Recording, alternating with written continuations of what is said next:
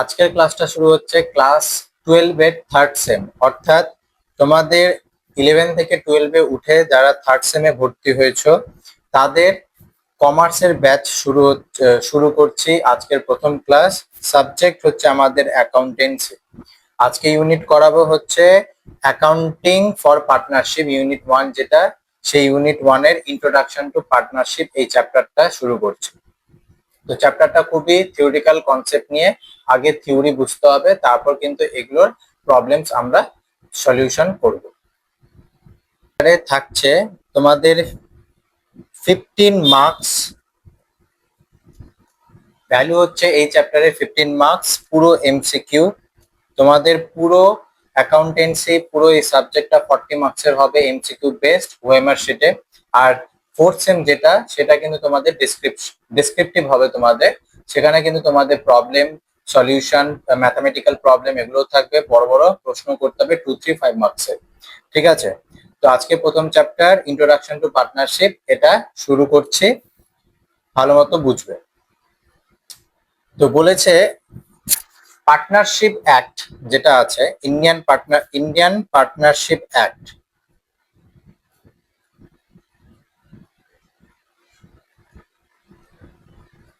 এটা 1932 তে এস্টাবলিশড। তো এই অ্যাক্ট আমাদের জানায় যে কিভাবে একটা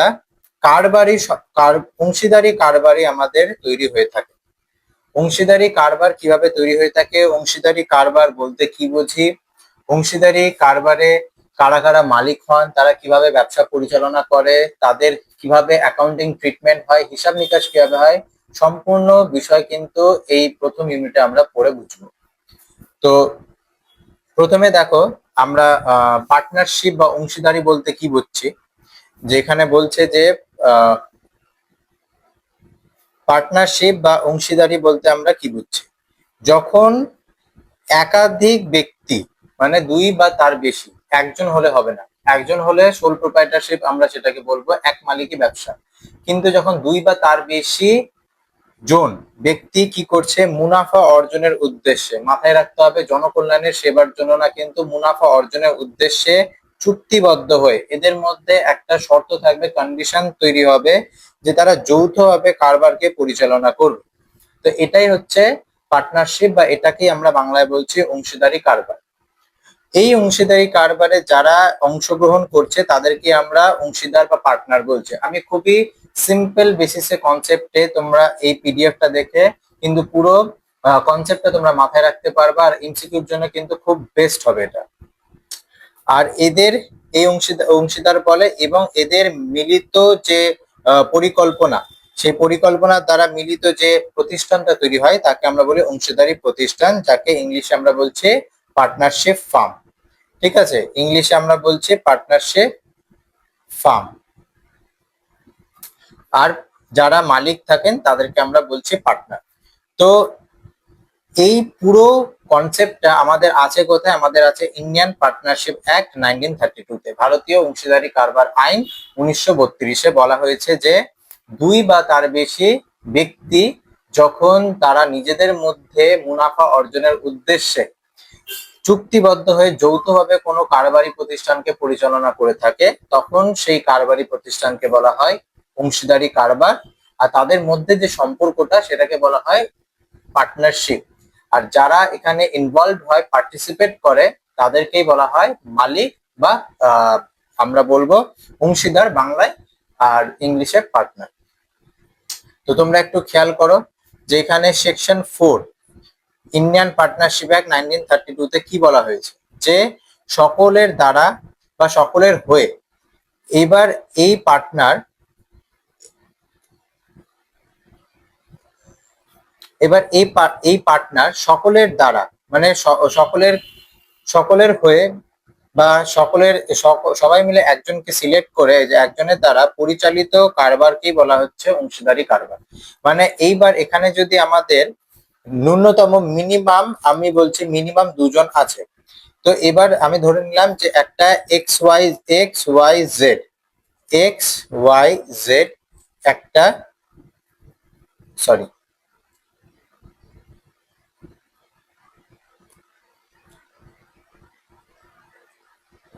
XYZ এই পার্টনারশিপ ফার্ম এরা কি করছে যে এরা সকলের হয়ে এই একজন ধরে নিলাম এই জেড জেড কি করছে এই পুরো সান ট্রেডার্স কে পরিচালনা করছে। ঠিক আছে, এই XYZ মানে এক্স একজন পার্টনার, ওয়াই একজন পার্টনার আর জেড একজন পার্টনার। এরা হচ্ছে এই সান ট্রেডার্স, এটা হচ্ছে পার্টনারশিপ ফার্ম। এই ফার্মের এদের এই নামটা দিয়েছে কি সান ট্রেডার্স। এই ফার্মে তারা পার্টনার, তারা নিজেদের মধ্যে চুক্তিবদ্ধ হয়ে তারা যৌথভাবে মুনাফা অর্জনের উদ্দেশ্যে কারবারি প্রতিষ্ঠান চালাচ্ছে। কিন্তু মেন কথা যে এদের হয়ে কেউ একজনও চালাতে পারে, যে XYZ তিনজনের মধ্যে একটা কন্ডিশন হলো যে জেড পুরো ব্যবসাটাকে পরিচালনা করতে পারে, বা সবাই কিন্তু নিজের নিজের মতো এক্সও পরিচালনা করতে পারে, ওয়াইও পরিচালনা করতে পারে, জেডও করতে পারে, বা সকলের হয়ে একজন অর্থাৎ XYZ তাদের মধ্যে যে কোনো একজন এই সান ট্রেডার্স অর্থাৎ তাদের নিজেদের পার্টনারশিপ ফার্মটা কিন্তু পরিচালনা করতে পারে।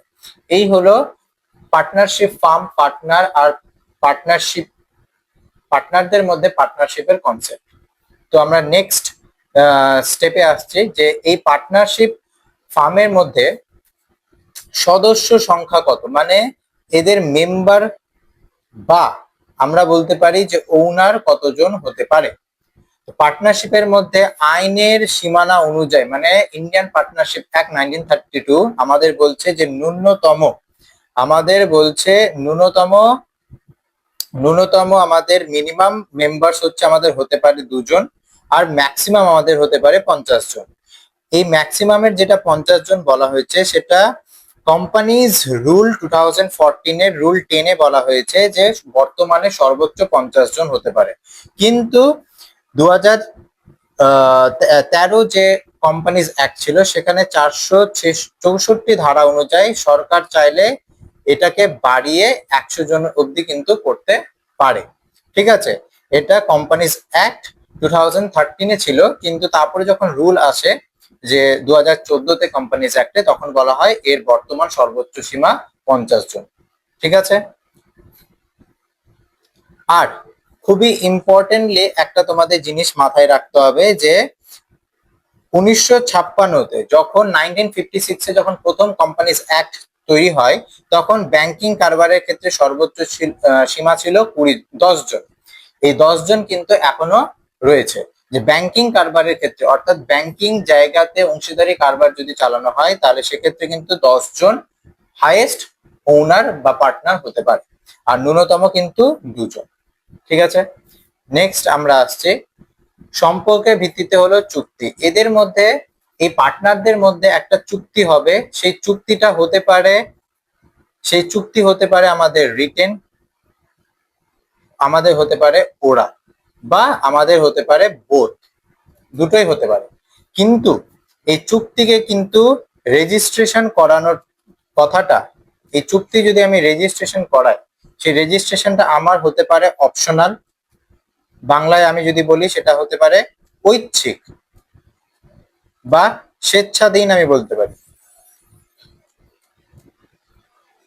ঠিক আছে, পার্টনারদের মধ্যে যে চুক্তি হয় সেই চুক্তি রিটেন হতে পারে বা ওরাল হতে পারে, লিখিত বা মৌখিক।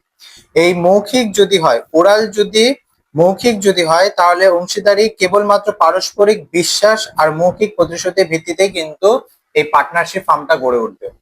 আর যদি রিটেন হয় তাহলে কিন্তু মতবিরোধ এড়াতে চুক্তিনামা অর্থাৎ এই ডিড অনুযায়ী কিন্তু লিখিত হওয়ার কারণে এটা কিন্তু তারা কোর্টে গিয়ে এগুলোর কিন্তু সমাধান, যে কোনো সমস্যার সমাধান কিন্তু তারা করতে পারে যদি তাদের লিখিত চুক্তি থাকে। পার্টনারদের মধ্যে এই লিখিত চুক্তিকে আমরা অংশীদারি চুক্তিপত্র বা পার্টনারশিপ ডিড বলে থাকি। এই চুক্তিপত্রে পার্টনারদের সহ পার্টনারশিপ ফার্ম তাদের নাম ঠিকানা, প্রত্যেকটা পার্টনারের নাম ঠিকানা, তাদের পেশা, তাদের মূলধন কাঠামো, তাদের লভ্যাংশ বন্টনের অনুপাত থেকে শুরু করে বিভিন্ন বিষয় কিন্তু এই পার্টনারশিপ ডিডে উল্লেখ করা থাকে। নেক্সট আসছি যে এখানে একটা কথা বলেছি যে চুক্তি ছাড়া কোনো অংশীদারি কারবার গঠিত হতে পারে না, এটা অবশ্যই, কারণ পার্টনারশিপ ডিড তৈরি করা একটা প্রয়োজনীয় ব্যাপার, কিন্তু ম্যান্ডেটারি আমি বলবো যে এটা একদমই ম্যান্ডেটারি না, কেউ করতে পারে এটা ম্যান্ডেটারি একদমই না, কেউ এটা করতে পারে আবার নাও করতে পারে, মৌখিকভাবে কিন্তু চুক্তিবদ্ধ হয়ে তারা কিন্তু ব্যবসা পরিচালনা করতে পারে। এইবার আমি আসছি যে কারবারি প্রতিষ্ঠানে অর্থাৎ পার্টনারশিপ ফার্মের ফিচার্স এর ব্যাপারে আলোচনা করব। এই ফিচার্স এর মধ্যে প্রথমে জানতে হবে যে এই কারবারি প্রতিষ্ঠানের ফাউন্ডেশনে কি থাকছে আর এদের এন্টিটির ব্যাপারে কি, চুক্তির উদ্দেশ্যে উল্লেখ তৈরি হচ্ছে আর আইনি স্বীকৃতি কি সেটা জানবো, তাদের ইকোনমিক্যাল ভ্যালু কি, তাদের লাইবিলিটি কি, আর তাদের কারবারি পরিচালনার ব্যাপারেও কিন্তু এই ফিচার্স এর মাধ্যমে আমরা পুরো কারবারি প্রতিষ্ঠানের বৈশিষ্ট্য আমরা আলোচনা করব। প্রথমে হতে হবে একটা পার্টনারশিপ ফার্মকে বৈধ অর্থাৎ লফুল হতে হবে। এখানে যে সমস্ত যে নেচারের বিজনেস হোক না কেন পার্টনারশিপ ফার্মে, তো সেই পার্টনারশিপ ফার্মটা কিন্তু লফুল হতে হবে।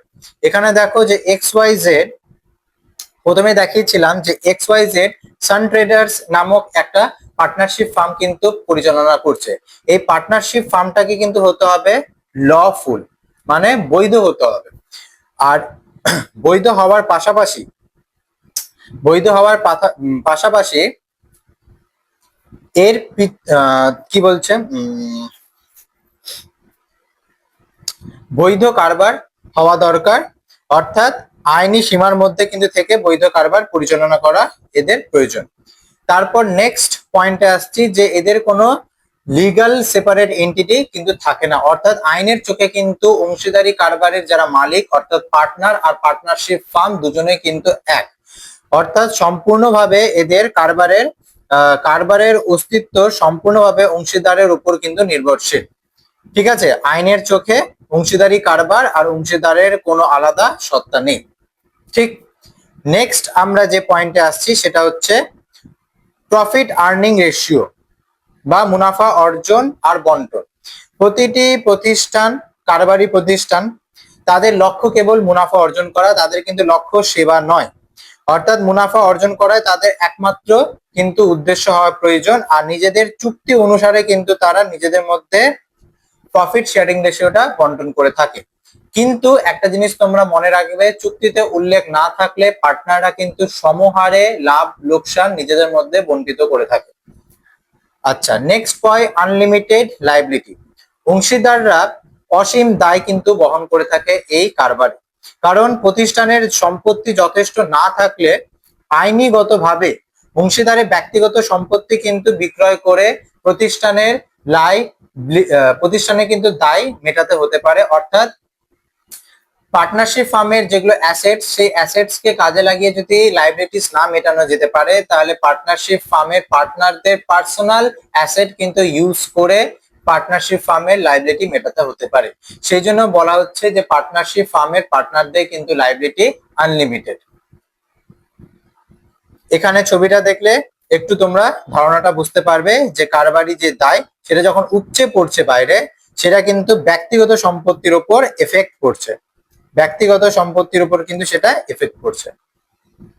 নেক্সট আমরা আসছি পরিচালনার ব্যাপারে, যে জয়েন্ট অ্যাডমিনিস্ট্রেশন। পার্টনারশিপ ফার্ম কিন্তু পরিচালনার দায়িত্ব সকল অংশীদারের, কিন্তু আবার সকলের হয়ে একজনও কিন্তু সকলের সম্মতিক্রমে যে কোনো একজনও কিন্তু এই দায়িত্ব পালন করতে পারে। এটা হচ্ছে কারবারি পরিচালনার বিষয়টা। তারপর ডিউরেবিলিটি, মানে এই কারবারি প্রতিষ্ঠানটার স্থায়িত্ব কতদিন। কোনো কারবারি প্রতিষ্ঠানে অর্থাৎ পার্টনারশিপ ফার্মে স্থায়িত্ব সম্পূর্ণভাবে নির্ভর করছে সেই প্রতিষ্ঠানের পার্টনারদের ওপর। নিজেদের মধ্যে বিশ্বাস ভঙ্গ হলে, চুক্তি ভঙ্গ হলে বা প্রতিষ্ঠানের বিলোপ সাধন ঘটলে কিন্তু পার্টনারশিপ ফার্মটাও উঠে যায়।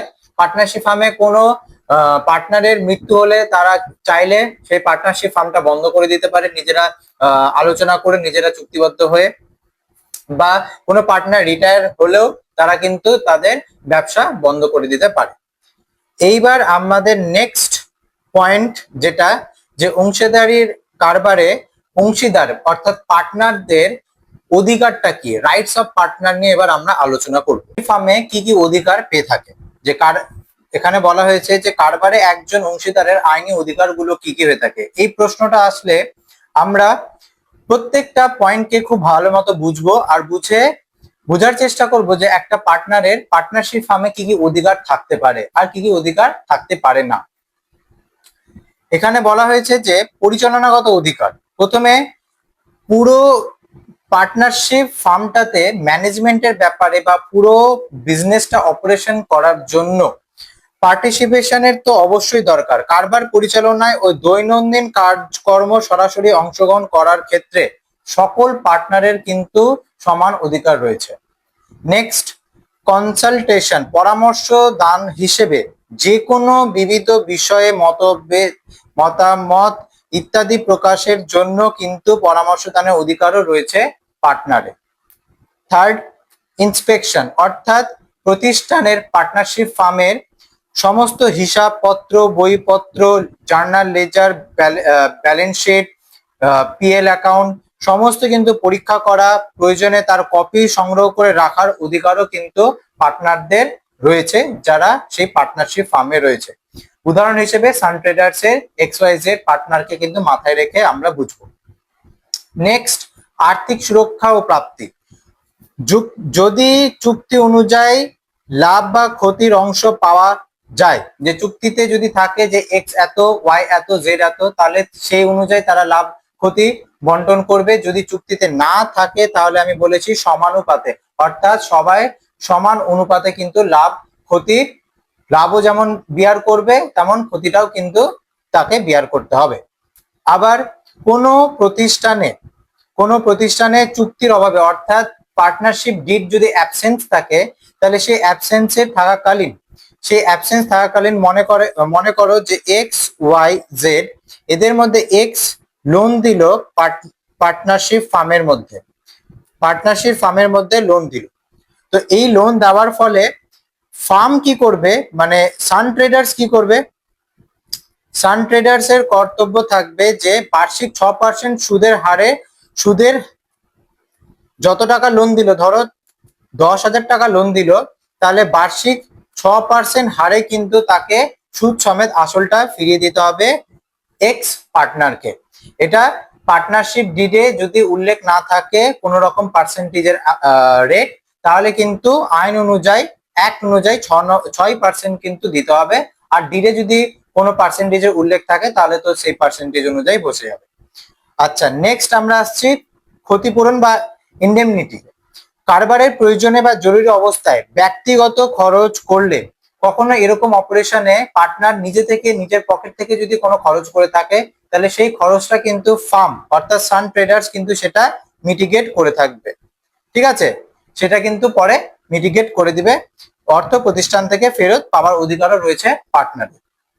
নেক্সট আমরা আসছি কাঠামোগত সুরক্ষা, অর্থাৎ স্ট্রাকচারাল যেগুলো রাইটস রয়েছে পার্টনারের। প্রথমে, প্রবেশে বাধা, সর্বসম্মতি ছাড়া প্রতিষ্ঠানে কোনো নতুন অংশীদারের প্রবেশে বাধা দেওয়ার একক অধিকার, অর্থাৎ সকলের সম্মতিতেই কিন্তু কোনো নিউ পার্টনার অ্যাডমিট হতে পারে পার্টনারশিপ ফার্মে। আবার সাধারণ নিয়ম অনুসারে প্রতিষ্ঠানের সমস্ত সম্পত্তির উপর যৌথ মালিকানা দাবি করার অধিকারও কিন্তু রয়েছে পার্টনারের। পার্টনারশিপ ফার্মে যে সমস্ত অ্যাসেট রয়েছে প্রত্যেকটা অ্যাসেটের উপর কিন্তু যৌথভাবে অধিকার রয়েছে প্রত্যেক পার্টনারের।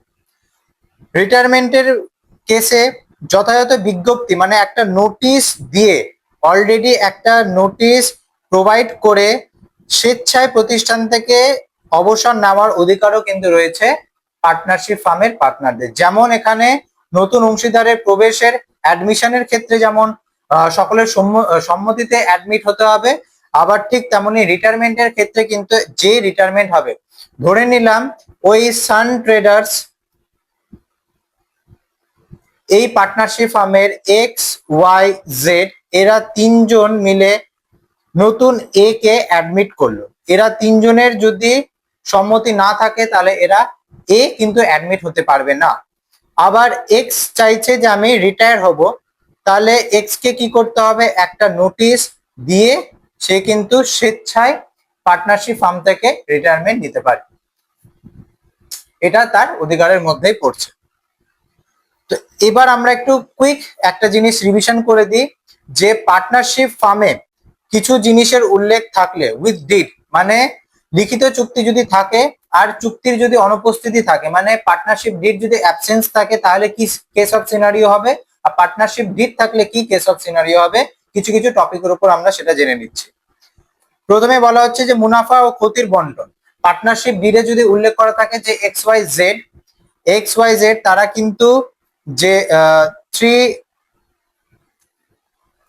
তারা যদি 3:2:1 রেশিওতে, এই রেশিওতে তারা যদি মুনাফা বন্টন করে থাকে তাহলে এটাই মেনে কিন্তু চলতে হবে। আর যদি এটার অ্যাবসেন্স থাকে, এটা যদি পার্টনারশিপ ফার্মে অ্যাবসেন্স থাকে, তবে কিন্তু তাদেরকে সকলকে সমান অনুপাতে কিন্তু লাভ ক্ষতি বন্টন করে নিতে হবে। আর ঋণের উপর সুদ একটু আগেই বললাম, চুক্তিতে নির্ধারিত যদি রেট অফ ইন্টারেস্ট দেওয়া থাকে তাহলে সেটাই, আর যদি না দেওয়া থাকে তাহলে 6% রেটে কিন্তু অ্যানুয়ালি পাওয়ার অধিকার কিন্তু পার্টনারদের রয়েছে। আর কারবার পরিচালনার ক্ষেত্রে চুক্তিতে নির্ধারিত নির্দিষ্ট ব্যক্তি বা ব্যক্তিবর্গ, যে পার্টনারশিপ ডিডে উল্লেখ করা আছে XYZ, তারা সকলেই কারবার পরিচালনা করবে, বা XYZ এর পরিচালনায় এক্স একা নিজে পরিচালনা করবে, এটা যদি পার্টনারশিপ ডিডে উল্লেখ থাকে তাহলে এইভাবেই চলবে। আর যদি উল্লেখ করা না থাকে তাহলে প্রত্যেক অংশীদারে কিন্তু সমান অধিকার রয়েছে কারবার পরিচালনা করা। এই হচ্ছে পার্টনারশিপ ফার্ম। তো পার্টনারশিপ ফার্মের নেক্সট আমি পিডিএফটা বা স্লাইডটা দেখে আমি কি বুঝতে পারবো, যে পার্টনারশিপ ফার্মের মধ্যে যতজন পার্টনার রয়েছে তাদের মধ্যে পারস্পরিক বিশ্বাস থাকা একদম দরকার, তাদের মধ্যে আইনসম্মত একটা চুক্তি থাকা দরকার, আইনগত কোন রকম সেটেলমেন্টের জন্য, কোন রকম লিগাল অব্লিগেশনের জন্য কিন্তু সেই পার্টনারশিপ ডিডটা কিন্তু রেজিস্ট্রেশন করা দরকার, রিটেন হওয়া দরকার। আর অসীম দায়ের ঝুঁকি কিন্তু থেকে থাকে পার্টনারশিপ ফার্মের পার্টনারদের মধ্যে। এই তিনের সম্মিলনে কিন্তু একটা সফল অংশীদারি কারবার বা পার্টনারশিপ ফার্ম কিন্তু গঠিত হয়। তো আজকের টপিকটা এতদূরই থাকবে। নেক্সট দিন আমরা বাকি থিওরি আলোচনা করব। ভিডিওটা ভালো লাগলে অবশ্যই শেয়ার করো বন্ধুদের মধ্যে। ক্লাস 12-এ এই চ্যাপ্টার প্রথমে শুরু করছি, যদি ভালো লাগে সকলের মধ্যে শেয়ার করো, লাইক করো, কমেন্ট করো, কোথায় বুঝতে পারছো না আমাকে জানাও, আমি কিন্তু আরো বেটার করে বোঝানোর চেষ্টা করব।